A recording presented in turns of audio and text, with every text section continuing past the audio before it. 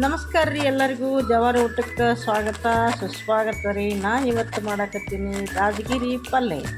ಅದು ನಾವು ಕೆಂಪು ಪಲ್ಯ ಅಂತೂ ಕರಿತೀವಿ ರೀ. ಭಾಳ ಚಲೋ ರೀ ಹೆಲ್ತಿಗೆ. ಅದನ್ನು ಒಂದು 2 ಸೂಡು ತೊಗೊಂಡು ಬಂದೀನಿ. ಈಗ ಅವು 2 ಸೂಡು ಅಂದ್ರೆ ನೀವು ಕಟ್ ಅಂತೀರಿ ದಕ್ಷಿಣ ಕರ್ನಾಟಕದವರು. 2 ಕಟ್ ಪಲ್ಯ ತೊಗೊಂಡು ಬಂದು ಅದನ್ನು ಚೆಂದಾಗಿ ಎಲೆಯಲ್ಲಿ ಬಿಟ್ಟು ಅದನ್ನು ಕಟ್ ಮಾಡಿಕೊಂಡು ಬೊಗಣ್ಯಾಗ ಹಾಕಿ ಆಮೇಲೆ ಅದನ್ನು ಏನು ಮಾಡೀನಪ್ಪ ಅಂತಂದ್ರೆ ಸ್ವಚ್ಛ ಹಂಗೆ ಒಂದು 2 ಸರಿ ತೊಳೆದೀನಿ ರೀ. ಈಗೆಲ್ಲ ಕಲರ್ ಮಿಕ್ಸ್ ಮಾಡಿ ಕೊಡ್ತಾರೆ ನೋಡಿರಿ, ಅದಕ್ಕೆ ಸ್ವಚ್ಛ ತೊಳಿಬೇಕಾಗ್ತೈತಿ. ಮತ್ತು ನಾ ಏನು ಮಾಡಿನಪ್ಪ ಅಂತಂದ್ರೆ ಅದಕ್ಕೆ ಉಳ್ಳಾಗಡ್ಡಿ ಒಂದು ಬೇಕಾಗ್ತೈತಿ ರೀ.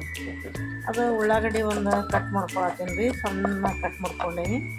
ಇನ್ನೇನೈತೆ ರೀ, ಬೆಳ್ಳುಳ್ಳಿ ಅದಕ್ಕೆ ಭಾಳ ಇಂಪಾರ್ಟೆಂಟ್ ರೀ. ಬೆಳ್ಳುಳ್ಳಿ ಇದ್ರೆ ರುಚಿ ಭಾಳ ಬರ್ತೈತಿ. ಅದಕ್ಕೆ ಏನು ಮಾಡಿನಪ್ಪ ಅಂತಂದ್ರೆ ಈ ಕೆಂಪು ಬೆಳ್ಳುಳ್ಳಿ ಇರ್ತಾವೆ ನೋಡಿರಿ, ಅದನ್ನು ತೊಗೊಂಡೀನಿ. ಈ ಕೆಂಪು ಬೆಳ್ಳುಳ್ಳಿ ಜವಾರಿ ಬೆಳ್ಳುಳ್ಳಿ ಅಂತ ಕರೀತಾರೆ ಅದಕ್ಕೆ. ಮತ್ತು ಅದು ಟೇಸ್ಟ್ ಭಾಳ ಇರ್ತೈತಿ ಮತ್ತು ಲಘು ಬಿಚ್ಚತೈತೆ ಅದು.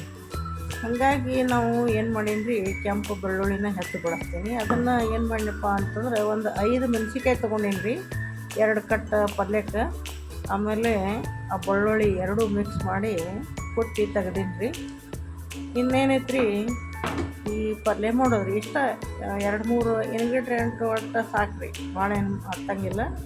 ಆ 2-3 ವಸ್ತು ಒಳಗೆ ನಾವು ಅಡುಗೆ ತಯಾರು ಮಾಡೋದು. ಇನ್ನು ಗ್ಯಾಸ್ ಹೊತ್ತಿಸಿ ಈಗ ನಾ ಏನು ಮಾಡ್ತೀನಪ್ಪ ಅಂತಂದ್ರೆ ಪ್ಯಾನ್ ಇಡ್ತೀನಿ. ಇನ್ನು 3 ಚಮಚ ರೀ, ಸಣ್ಣ ಚಮಚಲ್ಲೇ 3 ಚಮಚ ಎಣ್ಣೆ ಹಾಕ್ತೀನಿ. ಎಲ್ಲ ಸಾಮಾನು ಹತ್ತಿರ ಇಟ್ಕೊರಿ ಒಂದು ಸ್ವಲ್ಪ, ಯಾಕಂದ್ರೆ ಓಡಾಡೋದು ಬೇಡ. ಈಗ ಉಳ್ಳಾಗಡ್ಡಿ ಹಾಕ್ತೀನಿ ರೀ. ಒಂದು ಸ್ವಲ್ಪ ಏನು ಮಾಡಿನಪ್ಪ ಅಂತಂದ್ರೆ ಲಘುನ ಕೆಂಪಾಗಲಿ ಹುರಿಲಿ ಅಂತೇಳಿ ಒಂದು ಸ್ವಲ್ಪ ಉಪ್ಪು ಹಾಕ್ತೀನಿ ರೀ. ಈಗ ಏನೈತಿ ಆ ಮೆಣಸಿನ್ಕಾಯಿ ಏನು ಕುಟ್ಕೊಂಡಿದ್ದು ನೋಡಿರಿ ಬೆಳ್ಳುಳ್ಳಿ ಜೊತೆಗೆ ಅದನ್ನ ಹಾಕಿದ್ವಿ.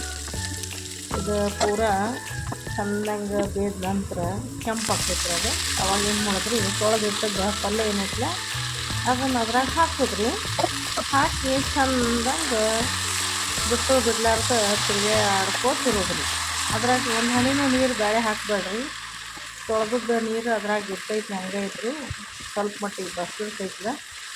ಹಾಗಾಗಿ ಅದ ನೀರಿನಾಗ ಏನಾಗ್ತೈತಪ್ಪ ಅಂತಂದ್ರೆ ಬಾಯ್ಲ್ ಆಗ್ತೈತ್ರಿ. ಅದು ಕುದೀತೈತಿ ಚೆಂದಂಗೆ, ತಿನ್ನೋಕೆ ಭಾರಿ ಅನ್ನಿಸ್ತೈತಿ ರೊಟ್ಟಿ ಮತ್ತು ಚಪಾತಿ ಜೋಡಿಗೆ. ಹಾಗಾಗಿ ಇದು ಉತ್ತರ ಕರ್ನಾಟಕದಾಗ ಎಲ್ಲರೂ ಮಾಡಿ ತಿಂತಾರೆ ರೀ ಇದನ್ನು. ಇದು ಎಲ್ಲರಿಗೂ ಗೊತ್ತಾಗಲಿ ಅಂಥೇಳಿ ಮಾಡೀನಿ ರೀ.